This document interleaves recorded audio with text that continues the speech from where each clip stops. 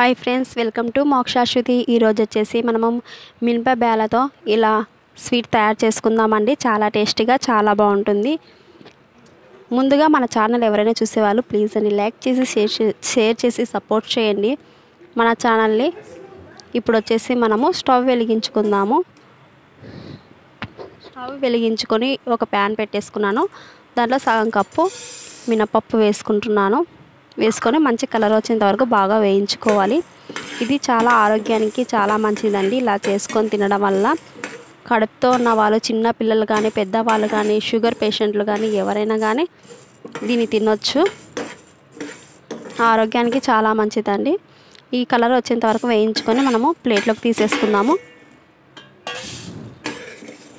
ఇలా మొత్తం తీసేసి పెట్టేసుకుందాం పక్కన. చల్లారనివ్వాలి ఇవి. తర్వాత వచ్చేసి అదే ప్యాన్లో ఒక 2 స్పూన్లంతా నెయ్యి వేసుకుంటున్నాను.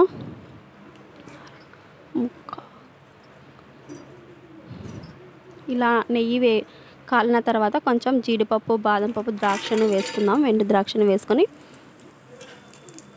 కొంచెంగా దూరగా వేయించుకుందాము.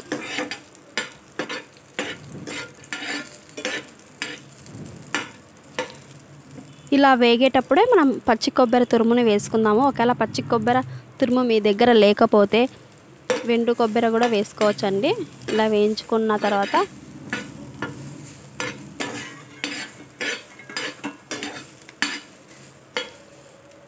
ఒక ప్లేట్లోకి తీసేసుకుందాం. ఇలా వేయించుకున్న తర్వాత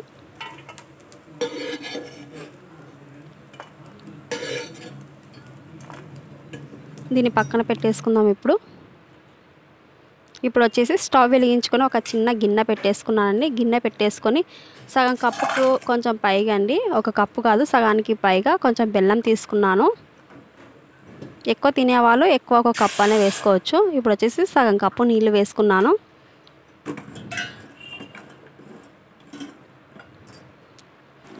మనం ఈ బెల్లం మొత్తం కరిగేంత వరకు ఉడికించుకుంటే సరిపోతుంది మనకి. ఇప్పుడు వచ్చేసి ఈ మినపప్పుని మిక్సీ పట్టేసుకుందాము. మొత్తం ఇలా వేసుకొని మెత్తగా పొడిలాగా చేసుకోవాలి. ఇప్పుడు ఇలా మెత్తగా అయిన తర్వాత ఒక కప్పు తీసుకొని ఆ కప్పులోకి పొడిని వేసేసుకుందాము.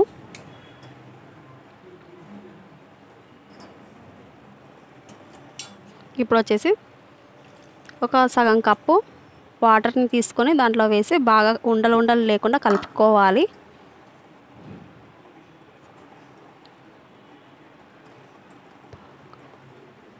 ఇప్పుడు వచ్చేసి మనకు బెల్లం కరిగిపోతే సరిపోతుందని ఏ పాకం అవసరం లేదు మనకి. ఒక బెల్లం ఇప్పుడు స్టవ్ ఆఫ్ చేసేసుకుందాము. బెల్లం అంతా కరిగిపోయింది. ఇప్పుడు వచ్చేసి దీన్ని బాగా కలిపి ఇలా పెట్టేసుకోవాలి. దీన్ని దింపేసుకుందాము.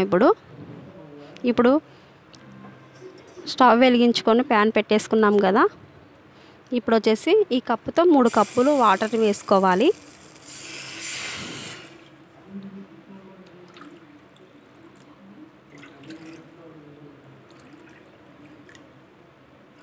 ఇలా 3 కప్పులు వాటర్ వేసుకొని కొంచెం వేడి చేసుకోవాలి నీళ్ళు అనేటివి. ఇలా వేడైన తర్వాత ఇలా పిండి కలిపి పెట్టుకున్నాం కదా, దాన్ని ఒకసారి ఇలా బాగా కలిపేసుకొని ఉండలు లేకుండా ఆ నీళ్ళల్లో వేసేసుకోవాలి.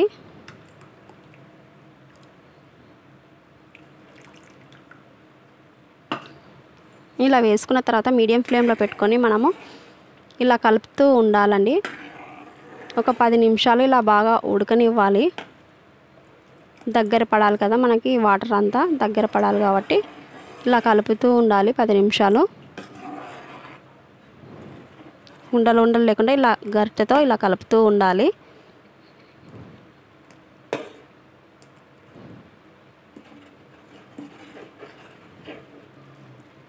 మనకు చూడండి ఇప్పుడు దగ్గర అవుతుంది. ఇప్పుడు వచ్చేసి మనం బెల్లం నీళ్ళను వడేసి పట్టేసుకుందాము.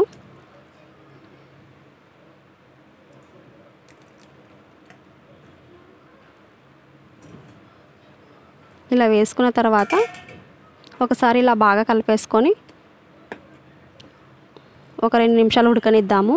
ఇలా ఉడికేటప్పుడు మనం జీడిపప్పు అವೆಲ್ಲ వేయించి పెట్టుకున్నాం కదండి, బాదం, ద్రాక్ష, కొబ్బరి అనేటివి దాంట్లో వేసేసుకుందాం. మొత్తం వేసుకొని ఒకసారి పచ్చి కొబ్బరి కూడా అండి కొంచెం తురుముని వేసుకుందాము. వేసుకొని ఒకసారి ఇలా బాగా కలిపేసుకుందాము. మన దగ్గర పచ్చి కొబ్బరి లేకుంటే వెండు కొబ్బరిని కూడా ఇట్లా తురుముకొని వేసుకుంటే సరిపోతుంది. చూడండి మనకి ఎంత చిక్కగా రెడీ అయిందో మినపప్పు గంజి అనేది. ఇప్పుడు స్టవ్ ఆఫ్ చేసేసుకుందాం. ఇప్పుడు వచ్చేసి ఒక గిన్నెలోకి తీసేసుకుందాం. చాలా టేస్టీగా చాలా బాగుంటుందండి. ఇలా స్వీట్గా తయారు చేసుకొని తినొచ్చు. రోజు ఇలా మనం చేసుకొని తాగడం వల్ల మనకు ఆరోగ్యానికి కూడా చాలా మంచిదండి. చిన్న పిల్లలు కానీ పెద్దవాళ్ళు కానీ ఎవరైనా వాడచ్చు. చాలా టేస్టీగా చాలా బాగుంటుంది. మీరు కూడా ట్రై చేసి చూడండి. మీకు ఈ వీడియో నచ్చినట్లయితే లైక్ చేయండి, షేర్ చేయండి, సపోర్ట్ చేయండి, సబ్స్క్రైబ్